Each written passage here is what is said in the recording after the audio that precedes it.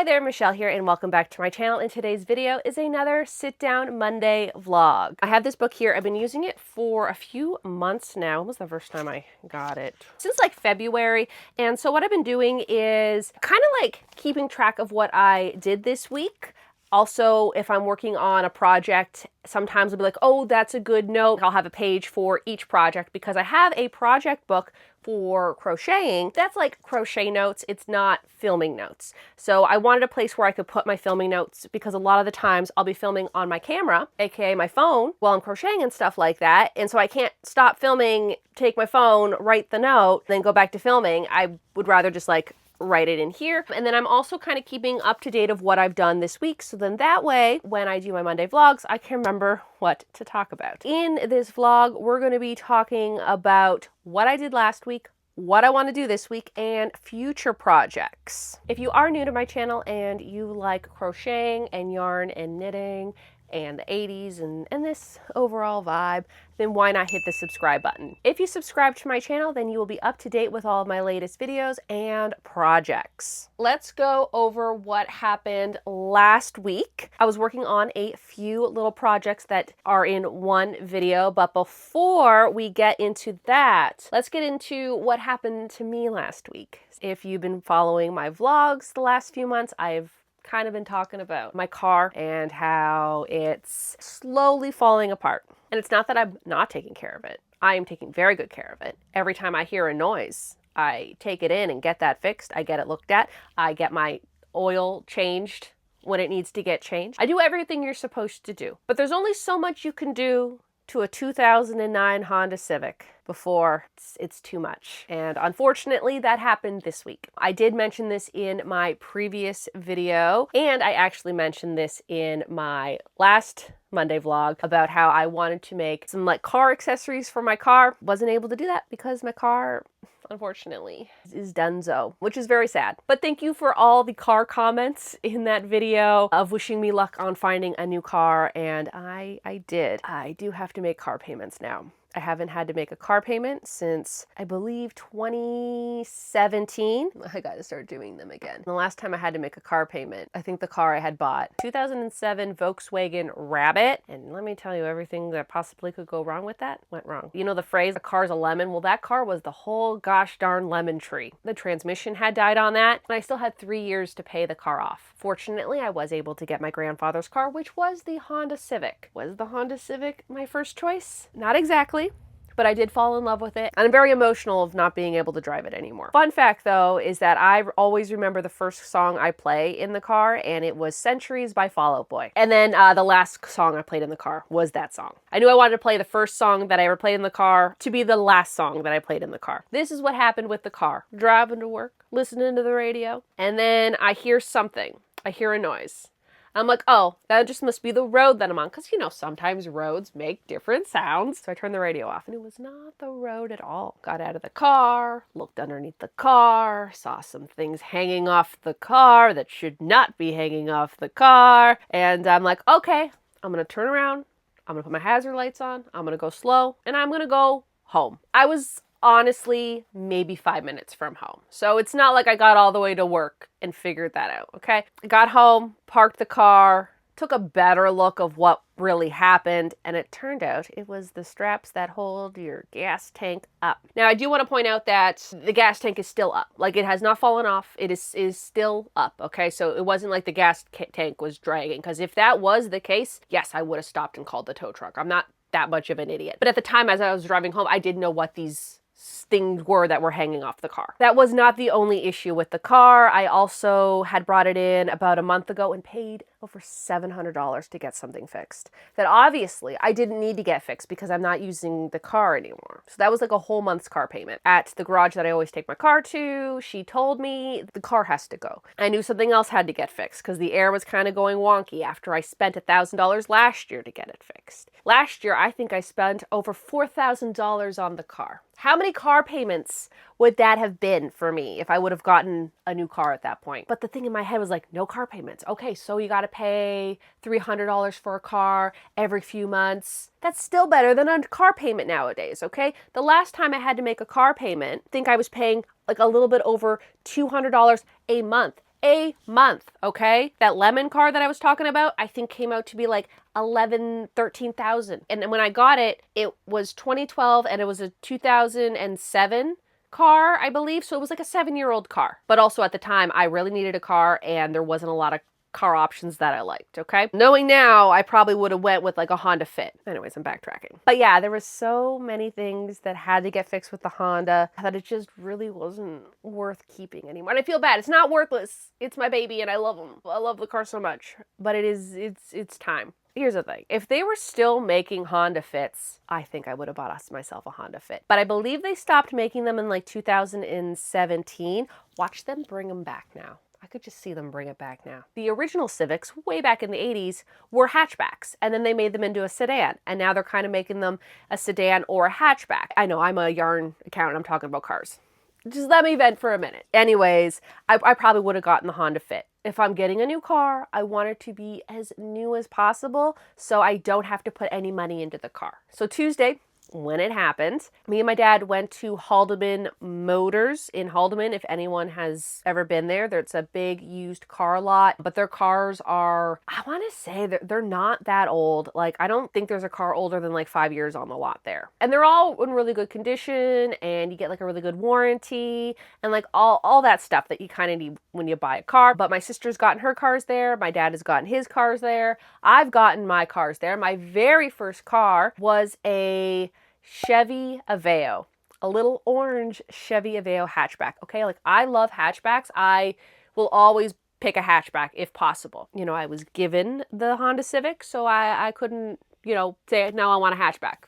It is what it is. And we went there to go look. And if you remember, I was talking about the Honda HRVs that I was kind of interested in, only because like I feel like the Honda CRV is just a little too big for me. I don't really want an SUV. I don't need a big car like that, okay? I did try the Honda HRV. We took it for a little test drive, and I'm gonna be honest, I didn't like it. I just didn't like it. I know a lot of people were saying like the pickup, like if you're trying to like speed up, it is a little bit slower. I felt that in the car, and it just felt way too big for what the car is. It is smaller than the CRV, but it's not it. Back onto the CRV thing. If I could have gotten like a 2006 Honda CRV with the table in the back, I would 100% get that. And in the future, I still would like to have that. I'm just putting that out there. I just don't like modern cars. I don't really like modern anything, as you can probably tell. So I did try the HRV and it just wasn't for me. I didn't feel comfortable. I just didn't feel right. You know what I mean? Like you gotta have that connection with the car to know if it's your car. I did see another car and I'm like, oh, that kind of looks like the HRV. It's a hatchback. It's a little bit bigger than a sedan, a normal car, but it's not quite an SUV. I'm like, oh, it looks kind of sporty. I don't know. I like sporty cars. That one could kind of be okay. And then we got the key to it. We did a little test drive. It gets up to speed really good. I like the interior. Is it a little like being in a spaceship? Absolutely. Again, coming from the Honda Civic, you had like something on the top of your dashboard that had how fast you were going, and there was only like one little gauge down there. There was a CD player in my Civic, but no touch screen, no nothing. It had just, the little tiny bar that tells you what CD you're on or what channel you're on or whatever. Very basic, and that's really all I want in my car. I don't want a ton of buttons. I don't want a bunch of screens. So we did a little test drive. I really liked it. There was still physical knobs because I was kind of thinking about a Subaru, but the new ones just have like an iPad, like a big long screen.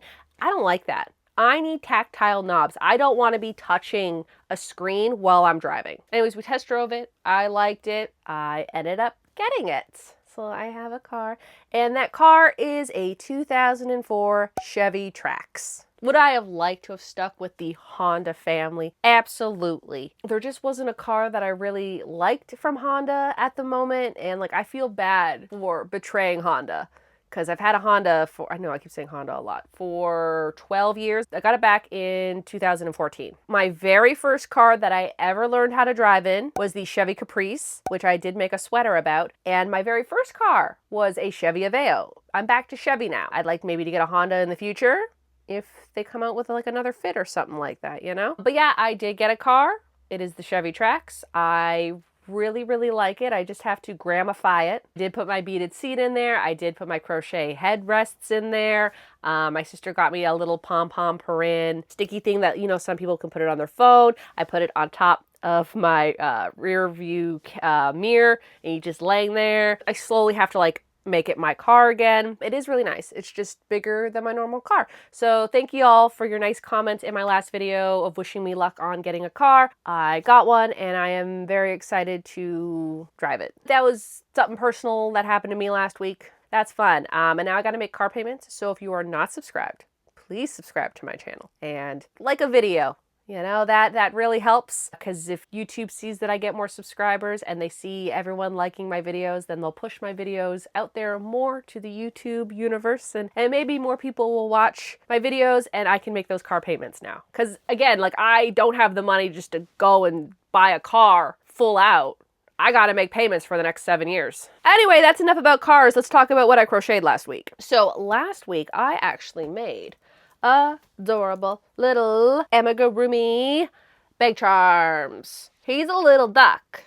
And I made another one. Where's the other one? Oh, and then I made her. She's a little goose with a little ribbon. And then I got these like letters. Again, I do have a whole video of me making these. I have one that says yarn, and then this one says knit. I don't really do amigurumi that much, but it is adorable and I've learned some skills. Somebody said that I needed to go down a bunch of hook sizes, which I can totally see now that I probably should have went down a bunch of hook sizes. I think I just went down like 1 or 2, but I probably should have went down like maybe 3 hook sizes to get the stitches a little bit more tighter. I think they turned out really cute, and I did also make a turtle, but he's inside now. I did mention this in the video when I was doing like a little voiceover. I had done little knots in between each letter for the word yarn, but I'm kind of thinking that I probably should have used beads. Let me just show you the bead that I'm talking about. These, okay, I dropped one. These beads, they are wooden beads. And these are actually from beaded seat covers that I have used over the years that have fallen apart on me. And I actually did make a beaded curtain out of these last year, and that's why I still have a bunch of these around. I really want to redo that beaded curtain because I found my other beaded seat cover. Because last year when I was doing the curtain, I only could find one. I couldn't find the other one. I ended up finding it. I kind of want to take it all apart, redo it on better string, because I did not use the right string, okay? What I'm thinking, in between, because I didn't even realize that this was going to be like more of a retro-y kind of thing when I started it. And then when I saw like the orange beads and that the yarn was spelt with silver and gold lettering, when I was editing it, I'm like, wait a minute, I have wooden beads. I should put them in between each one. So I think I'm going to do that today, because if I don't do it now, I'll never get it done. Let's fix this.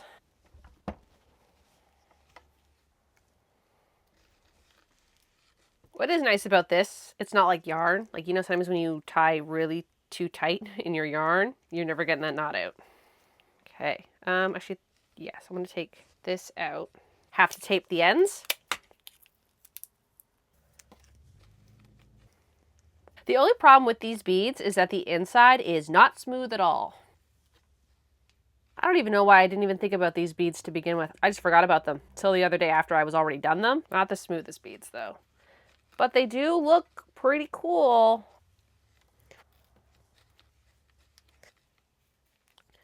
Red, orange, yellow. I feel like I'm missing something because I have so much extra of this cord now. Did the knots really take up that much space? I used the exact same paracord as the original. It's still connected up here, and I had this much extra. And then we just pop that closed again. That is the new one. Did I spell it right? Oh my goodness, could you imagine if I didn't spell it right? There is the new and improved yarn lanyard with the wooden beads. I think the wooden beads look so much better. Very happy with that. That was what happened last week. This week, the project that I want to work on is another granny square project from this little box here. I got this box from Central Pearl. This is my 4th box of these things, and what they are: cards with granny square patterns on them. So this one is called the Bright and Bold Granny Square Card Deck, 50 designs to mix and match. Each card features a photo of the granny square on the front, and the accompanying chart on the back contains a complete guide to reading charts and understanding symbols, along with advice on blocking, joining, and edging your squares. Let's open these up. So it's actually from this collection here, and I have the other 3 boxes. And then it even has the little instructional manual, kind of gives you how to do certain techniques if you're not familiar, different types of stitches, which is great because you have to do like the cluster, popcorn, a spike stitch, a bobble, a puff stitch, and it also gives you like information on how to do them and everything. Look at how like nice and thick that is. That is like a nice card. On the front, it will show you the granny square, what it looks like, and then on the back, it gives you the chart. And y'all know how much I love a good chart. I was talking about this when I was making the 6-day star blanket and how I wish that on the online pattern there was a chart to follow, and I couldn't find one. This is what I need. This is what I need to read. Look at all those like little symbols. I can read a chart so much easier than I can read directions. And this one here is called Orange Slices. It looks like a flower, but I guess you could say it's orange slices. And then there's a little tip right up here. So right up here, there's a little tip, and it says see pages 4 to 6 for a symbol key, page 3 for a guide of sizing, and page 23 for written instructions. Not all 50 patterns are in the book, but I think ones that might need a little bit more guidance or might be a little bit more complex do have a page. For a lot of these, they are pretty simple. Now, granny squares are basically comprised of single, half double, and double crochets and some trebles in there. If you know the basic 4 stitches, you're pretty much good to go. I haven't decided what I'm doing quite yet for the project because I also have 3 other of these. So excited to start making these. I love a good granny square, okay? I'm kind of thinking I'm going to be making a tote bag very similar to this tote bag here, the Yarnspirations Sweethearts all-in-one granny square yarn. I love the shape of this. I loved the join as you go. I'm kind of thinking maybe 4 squares on the front, 4 squares on the back, depending on how big these squares get. That yarn is a little bit thicker than the yarn I'm using. I'm going to be only using yarn that you can get at Central Pearl. I have so much of it because I love the yarn you can get there. And because this is going to be a tote bag and not a wearable, I'll be fine mixing and matching the yarns as long as they are the same thickness. So I'm thinking about using Estelle Worsted, Cascade 220, and Barocco Vintage. And I got so many colors, so I am very excited to start this project this week. I've decided to sit in bed to film these. A lot easier than sitting at my computer, and I have my whole setup for when I film my crocheting videos. These are the other 3 boxes that I was talking about. We have the original Granny Square card deck. Then we have the Granny Square Flowers card deck. And this one, the Granny Square Stitches card deck. So this is the first one that came out. These 3 were all made by, I believe, the same, yes. So these 3 here were all made by the same creator. And the 4th one I got was actually made by a completely other designer. And I'm pretty sure I've used these squares. Oh, I remember what I used these squares for. The lamp. This is the square that I used to make my lamp with. I was trying to remember if I've ever used these for something, and I have. So there's a lot of really good patterns, and a lot of them might seem simplistic. You know, sometimes you just don't have an idea, and looking at a square, you're like, yo, you know what? I never even thought of that, right? Like this one's pretty cool. And then again, on the back, it has the little chart. So here's the flower ones. They're very slippery though, but they're very nice cards. So here's some flowers. Some are 3D, and other ones are just kind of like plain. Oh, look at that, a shamrock. You know what? I don't even think I've ever went through these. That one. Oh, that's gorgeous. Oh, a little leaf. I thought that was a turtle for a second. That's cute. A rose. Do any of y'all remember that rose sweater I made like in 2022? It kind of looked a little like that. Oh, that one's fun. It's a daffodil. Is it a daffodil? Is that what it says? Daffodil 3D motif. Daffodils are one of my favorite flowers. Oh, another cute one. Some of them do look like they're doubles, but this is a puff stitch, and this is like a regular cluster. Another one, and this one's different. This one's like with like a chain. I've done this type before.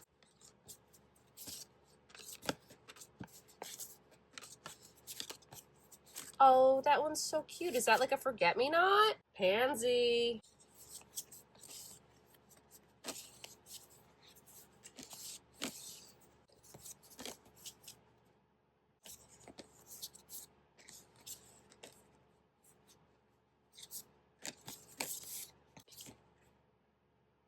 And then this one here, this one's a little bit different. This one's a stitch deck, so it's not traditional granny squares. They're still squares, but they're stitches. Instead of having like the full square pattern like the other ones, it just gives you a chart of a few rows, and then after you're done this, you repeat it. Same for on this one, right? I know what that is. That's a linen stitch. You know how I feel about the linen stitch. You know, just the traditional granny stripe. Oh, that one. That one's fun. Maybe I'll take... Ooh, that one's also fun. I've done this one. This is the diamond. The granny diamond. I made a vest with that one time. Oh, this one's cute. Crowns. They do look like little crowns. Okay, that one's fun too. Oh, look at that. That's so pretty. It's scallops. The mermaid. Ooh. Crosshatch. That's a corner to corner. Corner to corner's not that bad. Ooh, that one's fun too. Ooh, there's the spring garden. Maybe I'll find one in here that might look like pumpkins.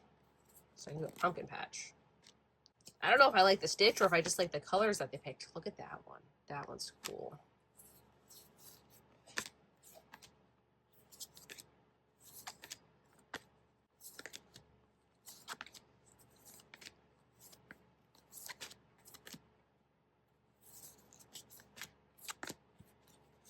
Oh, that one's fun. Ooh, this is tapestry plaid. Huh. So let's take a closer look at the granny square card deck. There's also these guys here. They have the artist color mixing card deck, the mini amigurumi animals card deck, Bella Coco's crochet stitch card deck, the essential embroidery stitches card deck, and they have the RSN Stitch Bank Embroidery Stitches card deck. I know the two that Stephanie also carries at Central Pearl is the amigurumi one and this one. This one I actually have. Let's take a little look at these ones and maybe we'll pick out some of my favorites. Okay, that one I like. That one's kind of neat. I want to pick out some like real fun, intricate ones. I do like the heart though. Oh, and then we just got the popcorn. So it looks like the two on the inside are popcorn and then the rest are just granny stitches. Okay. Why does this remind me of a sweater from the 90s? That one's fun. I like the border of this one. What's great about these more simplistic ones is you could be making a sweater. So you could do this and then the next row would be this and you can continue it up. You don't have to think of it as just a square. You could take this and build on it. That one's kind of neat. Like if you did one in each corner. Now this card deck here is kind of a mixture of the other three card decks, but this is by a different designer. That is the designer of this book. Although there are some similarities between this deck and the other ones, this one is by a completely different creator.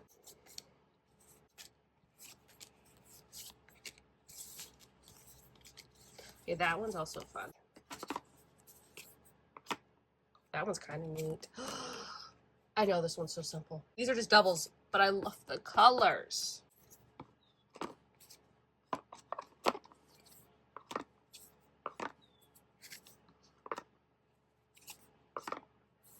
Again, I don't know if I like the square or just the colors. This one's fun too. That one's fun.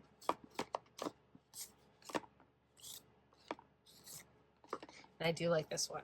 Yeah, so there's so many fun cards in here and possibility for projects are just endless. So those are all of my granny square card decks. Another project that I am almost done mapping out, and it is somewhat of a map, is the Stranger Things town map. I've kind of have all the things where they need to go. I just need to now fine tune every building to make it look like I want it to look like. Now this is going to be a blanket. This is a very big project, but this year, Stranger Things is turning 10 years old. Can you believe it? It came out July the 15th, 2016.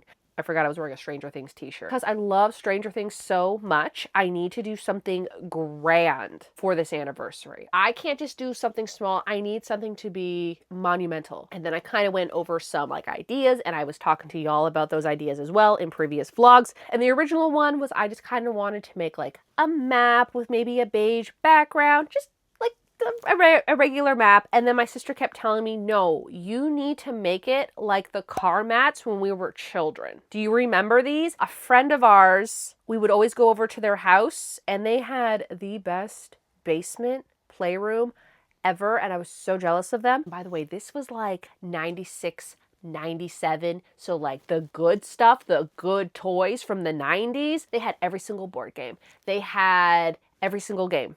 They had so many toys. He did have an E.T. doll, and every time I came over, he had to hide it within his other dolls because, again, I'm kind of terrified of E.T., which sucks because it's such a core 80s movie, and I can't watch it because I will scream every time I see his face. I can't do it. I can't. He had to hide it in toys, which back then, obviously, I knew nothing about the movie. I just knew that I was terrified of him. Didn't even dawn on me until like later on that, you know, from memes and stuff on the internet, okay, I kind of know the basis of the movie now. Not that I went out of my way to go do research on it, but when they were trying to hide E.T., I guess they put him in a closet with a bunch of toys. And the only way I know this is because of It's Always Sunny in Philadelphia, when they were in some rich people's house and Frank was in a closet full of toys. And I guess he was, they were doing like an E.T. spoof or whatever for that scene. And so they had to hide his E.T. doll in toys so I wouldn't see him. Anyways, they had the rug. They had the car rug.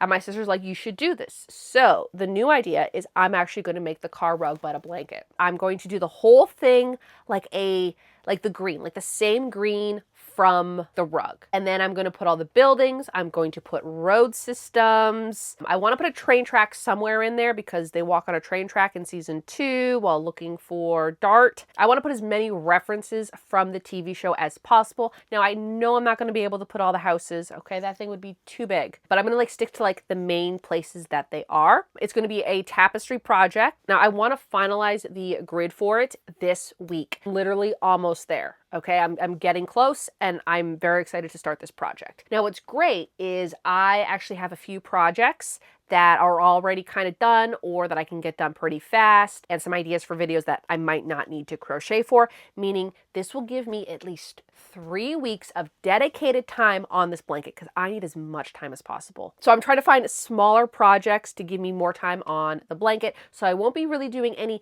big projects in the next few weeks because I'm going to be focusing on that blanket. On Monday, I ended up doing a bunch of gauge swatches. I know, I did gauge swatches. I never do gauge swatches, but it was for knitting, so I kind of have to. Because at this point, when it comes to crocheting, I've done so many different projects with all the yarns that I love and that I know how it crochets up that I don't technically need to do gauge swatches for crochet items, only because I can just go grab a project that I've used the yarn for in the past and look at it. Because the yarns that I normally use are pretty much Hayfield Bonus DK, Michael's Loops and Threads in Impeccable, and I also use like Estelle Worsted and Barocco Vintage. So I have so many items that I can just like take it off my shelf, look at it, and know what I'm doing. However, when it comes to knitting, I'm clueless. I'm a fish out of water. I don't know what I'm doing sometimes. When I purl, I have to keep watching the same video so I can remember how to purl. So I did some gauge swatches, and I have determined the yarn that I'm going to use to make the Tulsa tee. I know I've been talking about this for the last few weeks. I haven't really been able to start it yet because I was working on a few other things. I also didn't really know the yarn.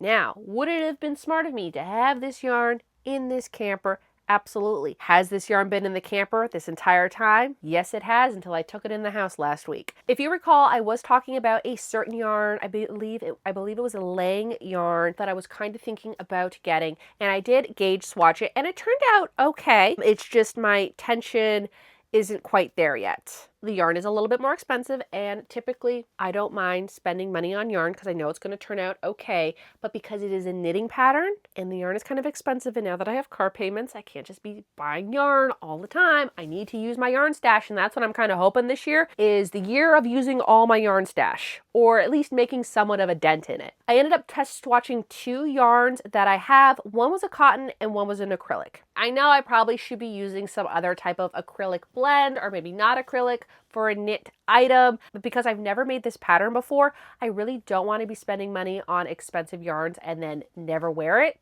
because I don't like how it fits or whatever, because again, I'm new to knitting. I still need to figure out how to do it because the last 2 sweaters that I made were a little oversized and I just haven't fixed them. And because this is like a t-shirt item, I don't really want to waste good yarn on something that I'm not 100% sure of the fit. So what I did on Monday is I went and I did 3 gauge swatches, and then I brought them over to Central Pearl to Stephanie just to ask her advice because I did buy the pattern from her. So if you have a Ravelry account or a pattern is on Ravelry, some local yarn stores, I know mine does it, they have an account where you can actually go and buy the pattern from your local yarn store. Again, if they offer it, they'll print it out for you. And then she also sent me the pattern onto my Ravelry in my library. I asked her advice on what yarn I should use, and she said one of them was probably the best match to it. This is the yarn that I'm going to make the Tulsa tee out of. I think y'all can see with the colors of the beiges, the pink, the orange, the browns, the off-white. Clearly this yarn was meant for me.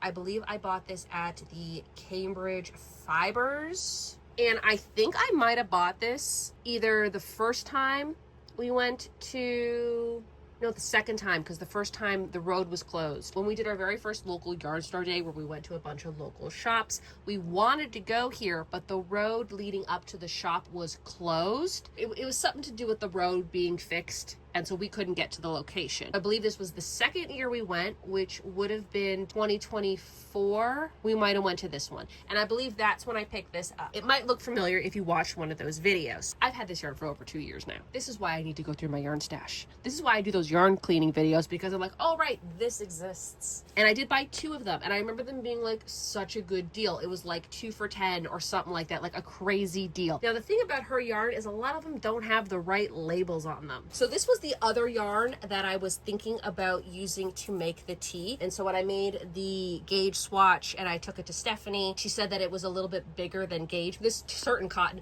really stretches, and so I decided not to go with this one, even though it does look really pretty. I don't know, like just trying to knit it really wasn't working out for me, so I'm not too sure what I'm going to do with this one yet. Maybe crochet something. Like this is not a normal label for this, but this is a Karen cotton cake, and this is called Hot Sand. It's 60% cotton and 40% acrylic, and it was made in 2021. So this one, Ganga Arrow Wools. This is the label. It is 100% acrylic dyed yarn, and the color is called Strawberry Kevlar. But as you can see, there's not a lot of information. Not information about the weight of the yarn. There's not information about what needle or hook size you need. There's no gauge swatch on here. Is there even a dye lot? Maybe that's the dye lot. Okay, there's not that much information that you would normally get on a yarn label. So when I took this to Stephanie to ask her about it, she said that this is definitely a DK weight yarn, and if I use the 5mm knitting needle, I think that's what it is, I should be fine, because that's what I used and it was to gauge. So that is the plan with this yarn here. I am going to turn this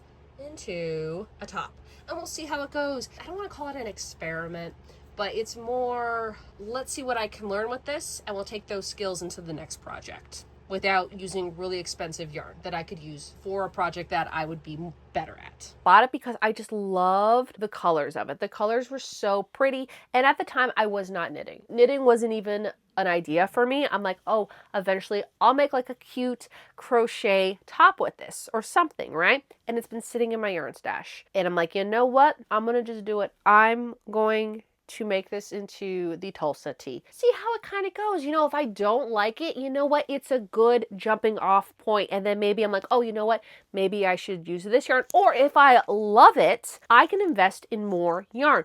Also, what's great about the Tulsa tee is that there is a long sleeve version. And if you remember in my previous vlogs, I was talking about how the yarn that I was going to pick didn't really have the pink that I liked, and then the other yarns that I really liked didn't have the colors I wanted. Well, Cascade 220 has the pink and the red that I love and I think will look so good together. So if this t-shirt turns out really well and I want to make the long sleeve version for the winter, I know the yarn that I'm going to pick. So I don't mind spending a little bit more money on yarn if I know I'm going to like the item. In my last vlog, I'm pretty sure I was telling y'all I'm going to clean the camper this week. That also didn't happen, mainly because of the whole car situation. So I'm just going to stop mentioning that I'm going to clean the camper, and I'll let you know when it's tidied up. If y'all don't know, I do have a Patreon. I've had it for almost 3 years now.